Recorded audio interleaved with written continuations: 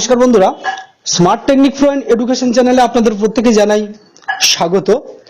এই মুহূর্তে আমরা পেয়ে গেছি মাননীয় গোপাল দেবনাথ মহাশয়কে আমাদের চ্যানেলে। গোপাল দা, হ্যাঁ নমস্কার আমাদের চ্যানেলের পক্ষ থেকে। নমস্কার। তো দাদা, আপনি নিশ্চিত অবগত আছেন আগামী 16ই এপ্রিল রাজ্য সম্মেলন হতে চলেছে পশ্চিমবঙ্গ তৃণমূল শিক্ষক সমিতির, যেটা ডায়মন্ড হারবার সরিষা হাই স্কুলে। তো এই যে শিক্ষকদের সম্মেলনের মধ্যে পার্শ্ব শিক্ষকদের কোন রকম আমন্ত্রণ ছাড়াই বেশ কিছু ব্লক নেতৃত্বদেরকে আহ্বান করছেন আমাদের পশ্চিমবঙ্গ তৃণমূল পার্শ্ব শিক্ষক সমিতির সভাপতি মাননীয় রমিউল ইসলাম মহাশয়, যে পার্শ্ব শিক্ষকদের আপনারা এই সম্মেলনে আনুন এবং 100 টাকা করে ডেলিগেট ফি দিয়ে।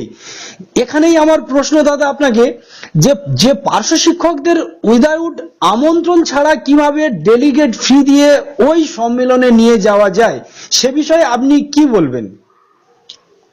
প্রথমত আমি বলছি, আমি একনিষ্ঠ একজন তৃণমূল কর্মী। আমি 1980 সাল থেকে রাজনীতি করি। প্রথমে কংগ্রেস করতাম, বাম্পার সরকারে লড়াই করার জন্য তৃণমূল কংগ্রেসটা করি।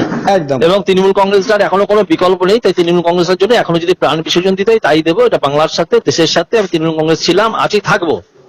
কিন্তু তৃণমূল কংগ্রেসের কেউ ক্ষতি করতে চাইলে বা তৃণমূল কংগ্রেসের নাম ভাঙিয়ে কেউ যদি কিছু অর্থ রোজগার করার চেষ্টা করে বা কামানোর চেষ্টা করে, তাহলে আমি তীব্র প্রতিবাদ করবোই, সে যেই হোক না কেন। যেটা আগেও আপনি, এটা আমার ব্যক্তি স্বাধীনতা।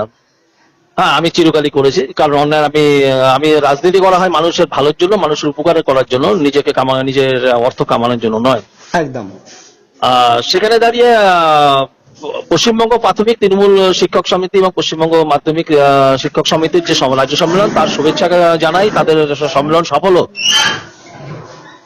কিন্তু আমাদের তৃণমূল কংগ্রেসে বামপন্থী কালচার নেই, যে সম্মেলন নানান অজুহাতে নানাভাবে টাকা তোলো, এটা আমাদের কালচারে নেই। এবার তারা সম্মেলন করবে মাধ্যমিক বা প্রাথমিক, কিভাবে সম্মেলন করবে সেটা তাদের বিষয়। তারা কত টাকা ডেলিগেট ফি নেবে, কে কত টাকা দেবে তারা নেবে, সেটা দল বুঝবে, তা সেখানে আমার কিছু বলার নেই। একদম দাদা, ঠিকই বলেছেন। কিন্তু পশ্চিমবঙ্গ প্রাথমিক তৃণমূল শিক্ষক সমিতি, পশ্চিমবঙ্গ মাধ্যমিক তৃণমূল শিক্ষক সমিতি, পশ্চিমবঙ্গ তৃণমূল পার্শ্ব শিক্ষক সমিতি, তাহলে সম্মেলন যখন হচ্ছে কেন দুটো মাত্র সংগঠনের হবে? হ্যাঁ, একসঙ্গে ওখানে কেন তৃণমূল পার্শ্ব শিক্ষক সমিতির নামটা জড়ানো হলো না? একদম। এক নাম্বার, তার মানে স্থায়ী শিক্ষক এবং পার্শ্ব শিক্ষকের যে ডিফারেন্স সেটা থেকে গেল। আমাদেরকে ছোট করা হলো, অপমান করা হলো না থেকে। তাহলে সেই সম্মেলনে আমাদের যাওয়ার কোনো প্রশ্নই আসে না। আমাদের কোন নেতৃত্বকে অতিথি হিসেবে নিমন্ত্রণ করতে পারে, কোন নেতৃত্বে একজন যেতে পারে, কোনো ব্যাপার না, সেটা দল হিসেবে যেতেই পারে। কিন্তু পার্শ্ব শিক্ষকদের যেখানে একজন স্থায়ী শিক্ষক 500 টাকা দিয়ে সে ডেলিগেট ফি দিয়ে যাচ্ছে, সেখানে পার্শ্ব শিক্ষকদের তো যাওয়ার কোনো প্রশ্ন হিসেবে যাওয়া উচিত নয় নীতিগত ভাবে, বা কেউ বলতেও পারে না তোমরা আসো। উঠতে সেখানে 100 টাকা দিয়ে, আমরা বেতন কম পাই বলে 100 টাকা দিয়ে আমাদেরকে ডেলিগেট হয়ে কেন যেতে হবে? কারণ আমরা ডেলিগেট হতে পারি, আমাদের যেটা সম্মেলনই না পার্শ্ব শিক্ষকদের, সেখানে আমরা কি করে ডেলিগেট হবো? তাহলে এই যে লাখ লাখ টাকা উঠবে, এই যে জেলায় জেলায় ব্লকে ব্লকে সবাই টাকা তুলছে, মানে একদম আমি এটাকে বলি চিট ফান্ডের এজেন্টের মতো। হ্যাঁ, টাকা তোলো, 50% দাও, 50% খাও। এটা আমি সারা জীবন প্রতিবাদ করে এসেছি। সে সিটু হোক বা নিখিলবঙ্গ হোক বা আমাদের সংগঠন হোক বা যে কোনো সংগঠন হোক, এই যে টাকা তোলো, 50% দাও, 50% খাও, এটা আমি নীতির বিরুদ্ধে। আর আমি তো এই বিরোধিতা করে যাবো অন্যায়, এটাই আমার প্রিন্সিপাল। এই অন্যায় প্রতিবাদ করি বলে আমি এখনো বেঁচে আছি, নাহলে কবে মরে যেতাম। সুতরাং এই অন্যায় প্রতিবাদ করলে আমি নিজেকে সুস্থ রাখতে পারি।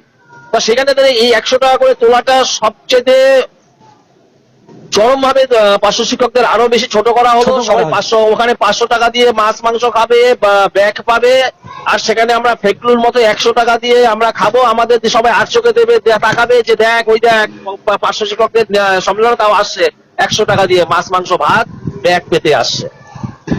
কেন আমরা যাব?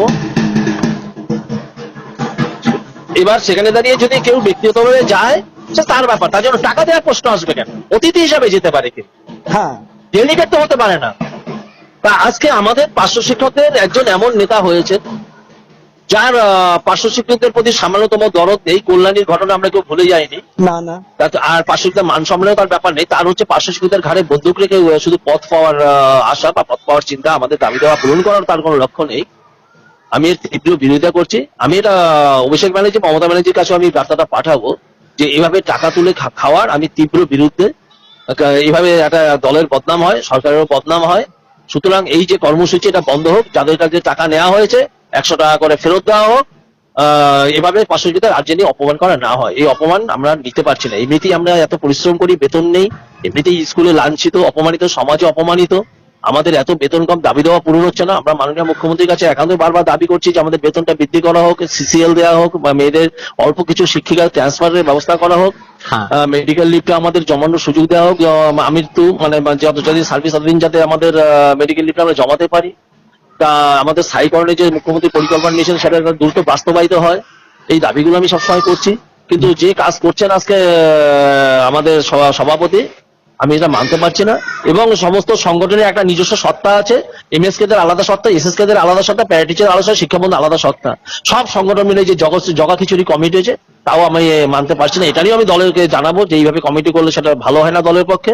যাতে সব পার্শ্বশিক্ষিত আলাদা কমিটি হোক, এমএসকে দের আলাদা রাজ্য কমিটি হোক, এসএসকে দের আলাদা রাজ্য কমিটি হোক।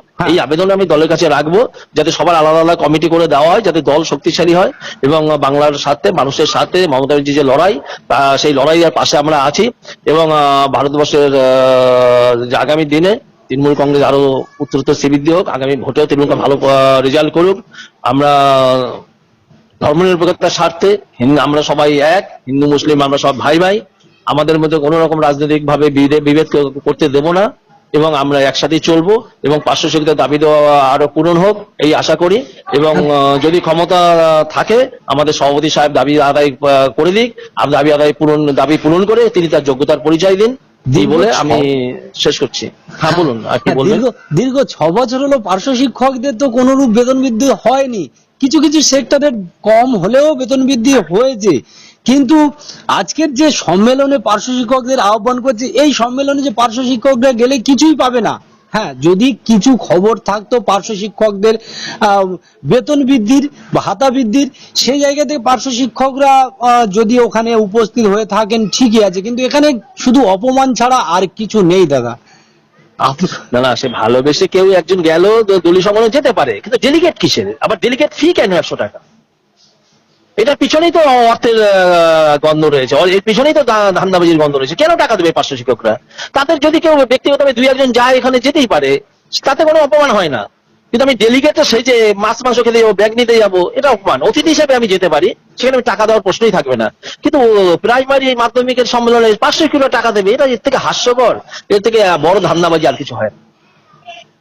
যাই হোক দাদা, আমি আমাদের এই চ্যানেলের পক্ষ থেকে মাননীয় রমিউল বাবু, যদি আমার এই ভিডিওটি আপনি কোনো রকম ভাবে দেখে থাকেন, দেখেন, তো আপনার কাছে রিকোয়েস্ট, আপনি কোন রকম ভাবে যদি পুনরায় পার্শ্ব শিক্ষকদের সম্মানার্থে যদি পার্শ্ব শিক্ষকদের এই সম্মেলনে যৌথভাবে আহ্বান করেন সকল পার্শ্ব শিক্ষকদের, সেখানে সমস্ত পার্শ্ব শিক্ষকদের যাওয়া দরকার।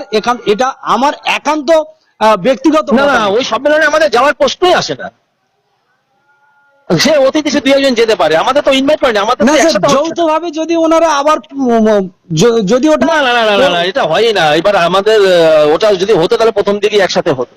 কোনো কারণে ভুলভ্রান্তি হওয়ার পরে আবার যদি ভুলভ্রান্তি হলে তাহলে ওখানে ঘোষণা করে গোটা 3টে সংগঠনের সম্মেলন, যে প্রাথমিক, মাধ্যমিক এবং পার্শ্ব শিক্ষকদের সম্মেলন, এটা ঘোষণা করো। আমরা স্বেচ্ছায় যাবো, একজন কর্মী হিসেবে পিছনে গিয়ে বসবো এবং আমরা সম্মেলনের স্বীকৃতি কামনা করবো। আমরা সবাই মিলে যাবো অবশ্যই। কিন্তু যেখানে আমাদের সম্মেলন আছে সেখানে একজন পার্শ্ব শিক্ষক করে যাওয়া উচিত। সেটাই দাদা আমি বলছি, রমিউল লেখা আছে, রমিউল লেখাকে যাবে অতিথি হিসাবে। রমিউল বাবু যদি রমিউলকে সসম্মানে ইনভাইট করে তাহলেই যাওয়া উচিত। হ্যাঁ, সেটাই আমি বলছি এই চ্যানেলের মাধ্যমে, যে রমিউল বাবু নিজে যৌথভাবে সমস্ত 3টে সংগঠনকে যদি ডাকেন তাহলে সমস্ত পার্শ্ব শিক্ষক অবশ্যই আসুন। সেটা রমিউল বাবুর কাছে আমি রমিউল বাবু তো হচ্ছে 3টে মানে অনেকগুলো সংগঠনের সভাপতি, এমএসকে, এসএসকে, শিক্ষা বন্ধু, ভোকেশনাল, সবার। কিন্তু এখানে তাদের বাদ দিয়ে শিক্ষা বন্ধু, স্পেশাল এডুকেটর বাদ দিয়ে শুধুমাত্র করা উচিত যে আপনারা আসুন, টাকা দিতে হবে না। এটা কি, সেটা কি বলেছে আমাদের?